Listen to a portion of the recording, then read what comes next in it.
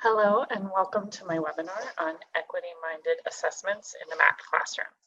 My name is Rachel Polakowski and I am math faculty at Cuyamaca College, as well as a doctoral student at San Diego State in the Educational Leadership Doctorate. And this webinar is for our classes during the summer of 2021. At the completion of this webinar, I hope that participants will be able to provide at least one reason why faculty should not use timed assessments in their classrooms, and describe one implication for one of the 6 areas of the strategic plan for implementing equity-minded assessments. First, I want to take a look at some data. What we have here are 2 graphs representing transfer level completion with co-requisite support at Cuyamaca College. The graph on the left shows completion of transfer level math before and after we implemented AB 705 reforms.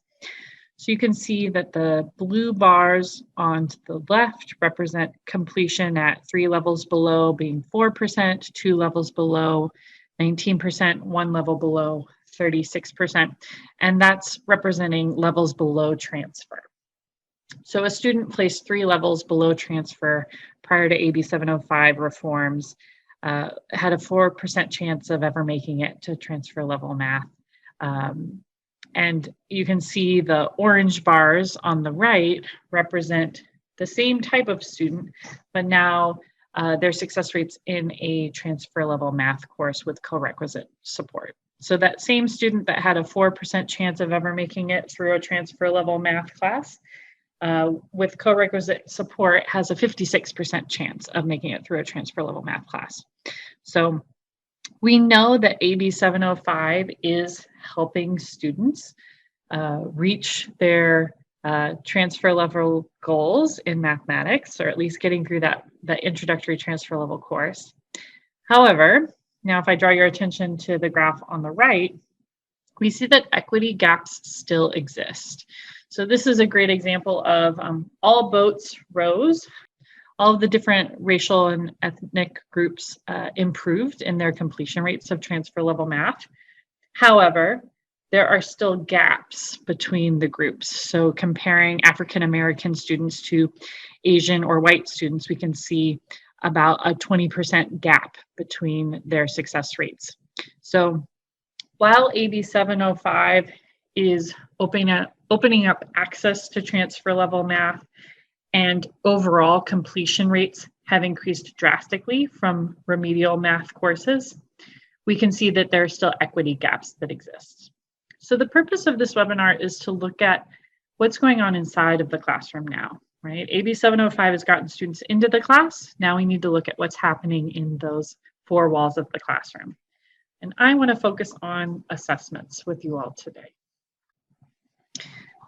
So I present to you this quote from the National Council for the Teachers of Mathematics, that assessments have too often ignored differences in students' experience, physical condition, gender and ethnic, cultural, and social backgrounds in an effort to be fair. When I talk to faculty about why timed exams are so prevalent in mathematics classrooms, the answer is usually along the lines of, it's the way we've always done things.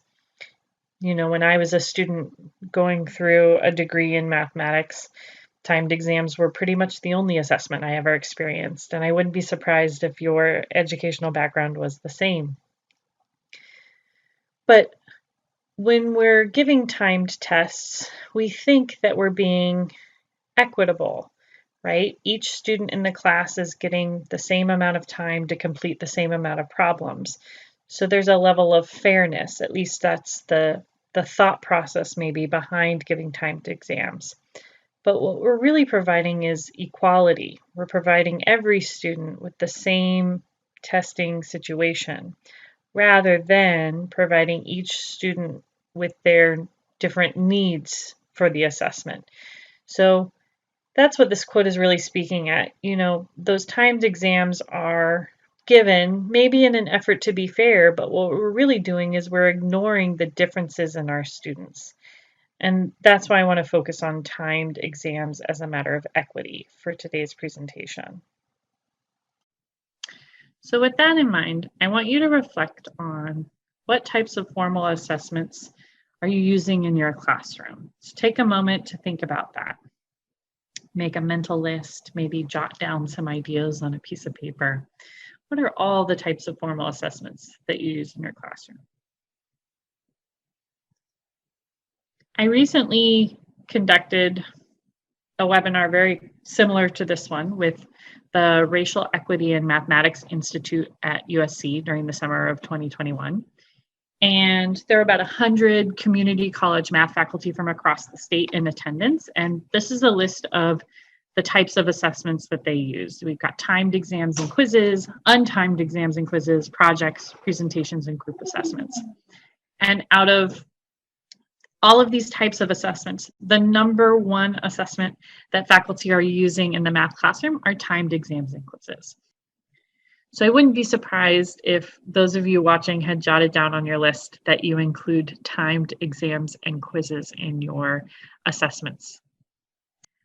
Thinking about timed exams and quizzes, I bring you another quote from a study conducted in 2002 by Wallen and Williams. It says, by giving each student the same amount of time, it puts an undue burden on those students who take a problem-solving approach, whose cultural backgrounds view time pressures negatively, who have negative experiences with timed tests, or who simply cannot reconcile the doing of mathematics against someone else's imposed temporal frame. So thinking back to the first quote that, assessments have often ignored all of the differences in students in an effort to be fair, we can see that by imposing a time restriction on exams, what we're doing is we're creating a sense of equality. Every student gets the same amount of time to perform a task. But that isn't equity. Equity is about giving each student what they need to show learning. And this quote kind of brings to light that undue burden that we're putting on certain groups of students by imposing a time frame on them. And even more so, is speed important to doing mathematics? Let's think about this, a values check. Are we more interested in how long it takes a student to do something? Or are we more interested in the quality and the depth of understanding that a student can show, right? So timed exams are creating that constraint on the student's ability sometimes to show their level of understanding on a certain topic or concept. Additionally, math in the real world usually doesn't have speed as a requirement. I do math every day for part of my job, and I can use resources to help me through problems. I can search the internet to gather information, and speed is often not part of my everyday doing mathematics. So why are we valuing speed or students who can complete things quickly or within a certain time frame? Additionally, time-limited tests aren't necessarily giving us the results that we're looking for. So another study from 2020 shows 4 reasons that we shouldn't administer time-limited tests. The first is that time-limited tests are less valid. Students' test-taking pace is not a valid reflection of their knowledge and mastery. Right? The second is that time-limited tests are less reliable. So instead of considering students' level of knowledge, timed exams measure the student's rate of work, which isn't what we should be measuring. Time-limited tests are less inclusive. Right? Time-limited tests exclude students with documented disabilities who, because they are legally allowed additional test time, they're often excluded from the test-taking classroom. And I know that in my personal experience, I've had students that qualify for extended time but choose not to take it because they would rather be in the testing environment with me present in case they have questions, or they just like the support of their classmates around. So the time limit is less inclusive than we think it is. And lastly, time-limited tests are less equitable. In addition to excluding the students with documented disabilities, the time-limited tests also impede students who are English language learners, students from underrepresented backgrounds, students who are older than average, and students with disabilities who have trouble obtaining disability documentation, maybe because of the stigma behind it or the financial expense of healthcare. So there's a lot of equity issues around time-limited tests. So just as good instruction accommodates differences in the ways learners construct knowledge, good assessments accommodate differences in the ways that students think about mathematics and display mathematical understanding. At the heart of the necessary changes to make math assessments more equitable is a framework called Universal Design for Learning, or UDL. UDL offers a customized approach to assessment as opposed to the one-size-fits-all design provided by traditional timed exams. UDL encourages the use of multiple modalities to assess students and to provide opportunities for collaboration and alternative ways for students to show learning. UDL guidelines push faculty to provide multiple means of engagement, representation, and action and expression. And when engaging with the UDL framework for assessing students in mathematics, faculty noticed an increase in student engagement, positive student feedback, and more student self-sufficiency. So now I'd like to provide you with a couple of examples of some equity-minded math assessments that were designed using this Universal Design for Learning framework. We've got a meaningful paragraph using open-ended questions, pre-calculus family of curves project, and eliminating the clock. A meaningful paragraph is an assignment that I like to use when students are using vocabulary that's new to them. So this is great in a statistics class, for example. Instead of having students take a multiple choice test where they show that they understand the definitions of these words, instead I have them write a meaningful paragraph where they find a study and use these words in the context of the study to describe the study to their classmates. This is a great collaborative activity as well. Students can do peer reviews on each other's meaningful paragraphs because each student is writing about a different study. So there's no fear of plagiarism or cheating in this, and students can take the time they need outside of class to complete it. So there's no time restriction on it. The second is open-ended questions. These are questions that really get the students thinking, and they don't have Googleable answers, as I like to say. So the first is a find a mistake question, where you can provide students with a worked out solution that has mistakes in it and ask them to be the teacher to go through and provide comments to the imaginary student or the sample student to let them know where their mistakes are. The second is to explain to a friend who is absent. And this is a great activity to do as kind of an oral presentation to give students an opportunity to speak in front of their classmates. And even in small groups, having the students rotate around and have many presentations going on at the same time, where students are explaining to other students a process or a concept as if the other students were absent. The pre-calculus family of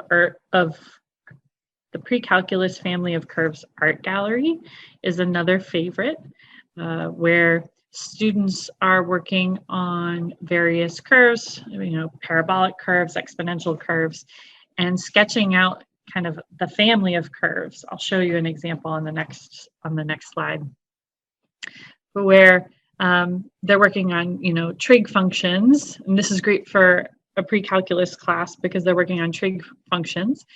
And you're also getting beautiful artwork that you can display around, the classroom or the building.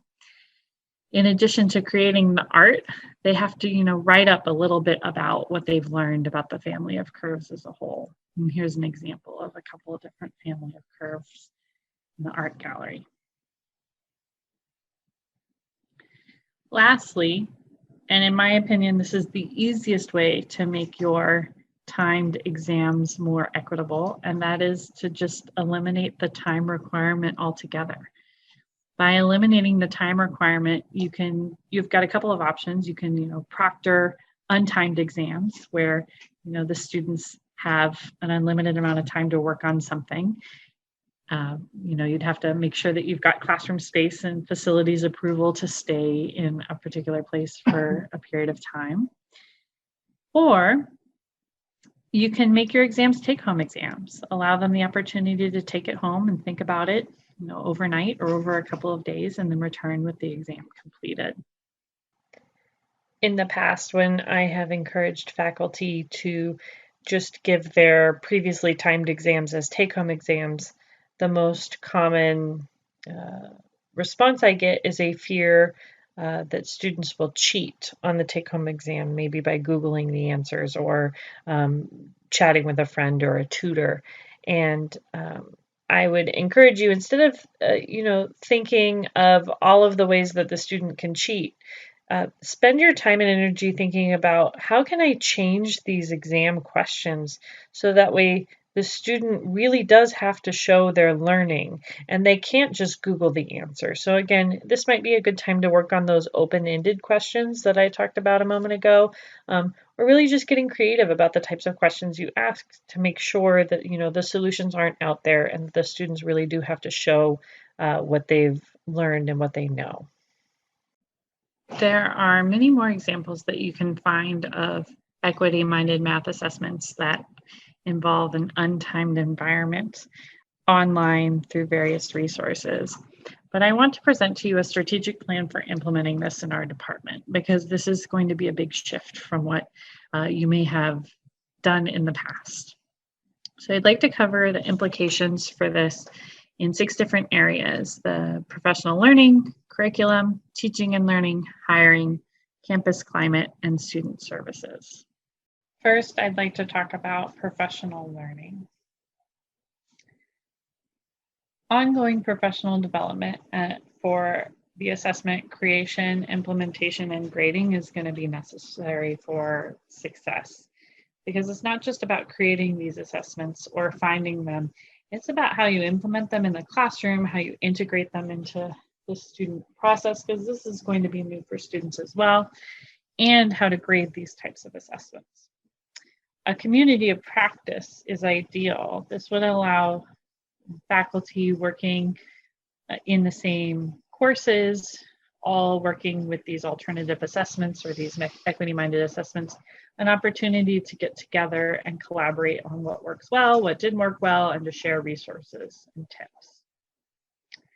And ideally, we will start with the introductory transfer level math class, since that is a huge momentum point for students in achieving their educational goal of transferring, and then kind of scale it up through the rest of the department from there, and even possibly consider trying to talk our STEM colleagues into doing these equity-minded assessments as well. In terms of implications for curriculum changes, we will need to investigate supportive teaching materials and possibly open educational resources to help us with this change as well, since so many of our current textbooks are focused on traditional math assessments. We'll definitely need to think outside the box. And we will also need to update syllabi and course outlines to reflect our new assessment processes. With teaching and learning, as I mentioned before, this is going to be a huge change for students. It's going to be different from what they expect in a math classroom. So setting norms with them is very, very important. It's not uncommon for students to push back on things that are new to them, especially students who have been successful in, the more traditional assessments. Students that do really well on timed exams are going to start to feel a little uneasy knowing that the assessment process is going to be different in these classes. So really setting norms and expectations with students is going to set them up for success, as well as the teacher. And with that, providing students opportunities for low stakes collaborative practice is going to be huge in them feeling comfortable with these types of assessments. So lots of opportunities for peer reviews, practice presentations, things where they aren't graded, but have a chance to get feedback on their learning, as well as, revisions and things like that. Implications for hiring. We want to make sure that we're, prioritizing the hiring of full-time and part-time faculty who promote these equity-minded assessments and maybe even have experience with them. So kind of including that as a question on our interviews or application process.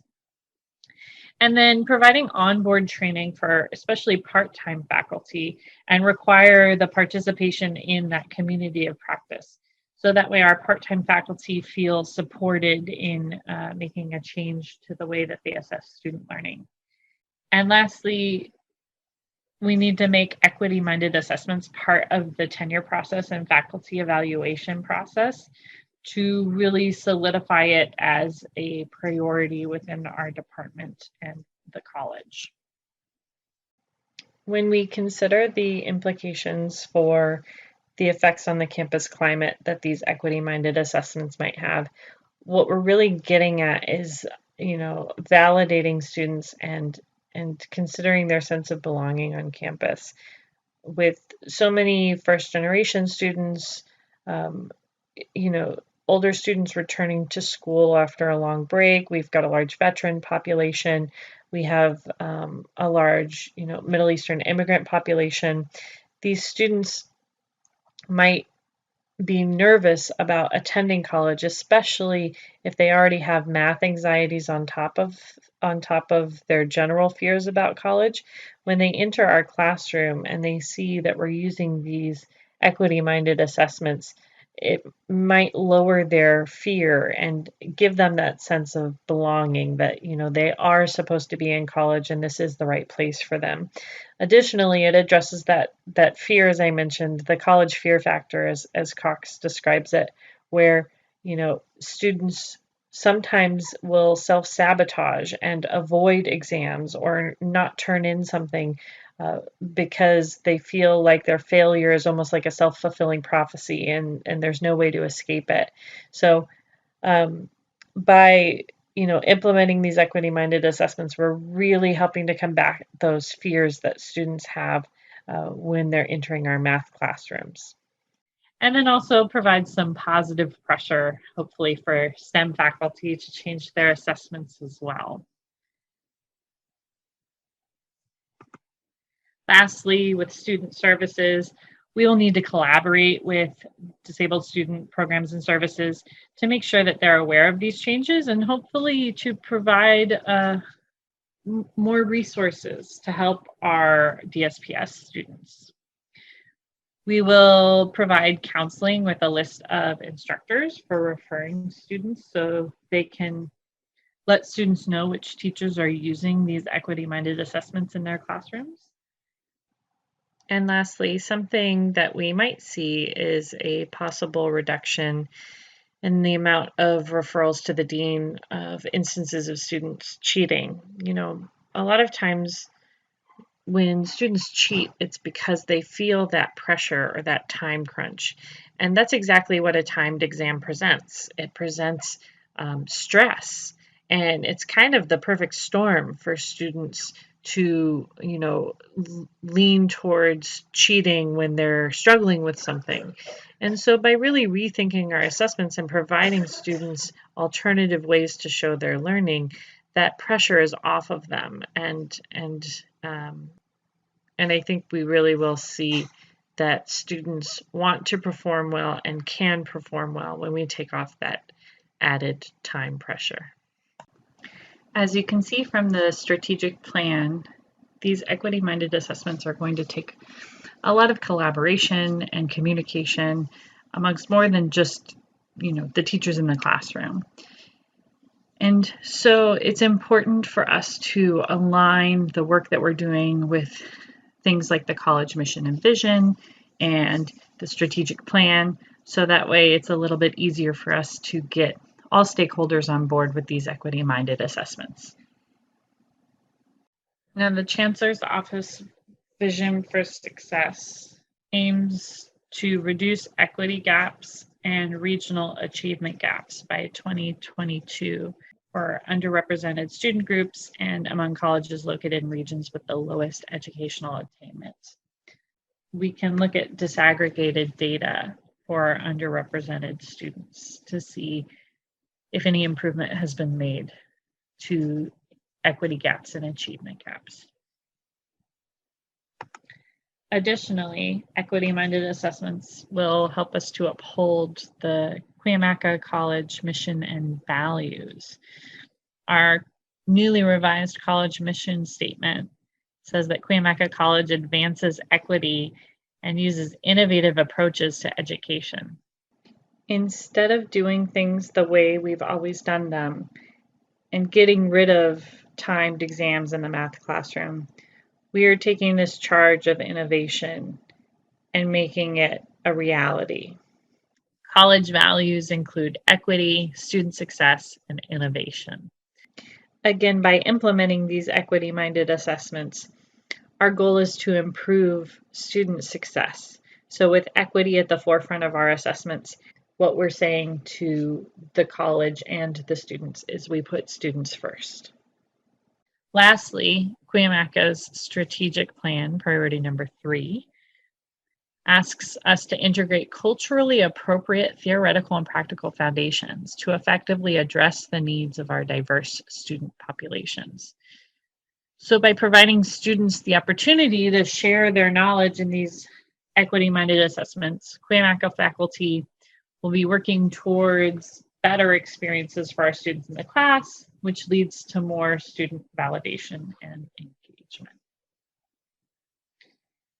So I'd like to take a moment to do a quick emotional check-in. As I've mentioned before, this is definitely a change to the way we've always done things. So if you're feeling hesitant or overwhelmed, I think that you are in good company, because first, this is hard, and that is a common response that I get when introducing the idea of equity-minded assessments. But I want to remind you that anything worth doing is usually hard. So start small, pick one assessment to change and research ways to change it. And then the next semester, change another assessment.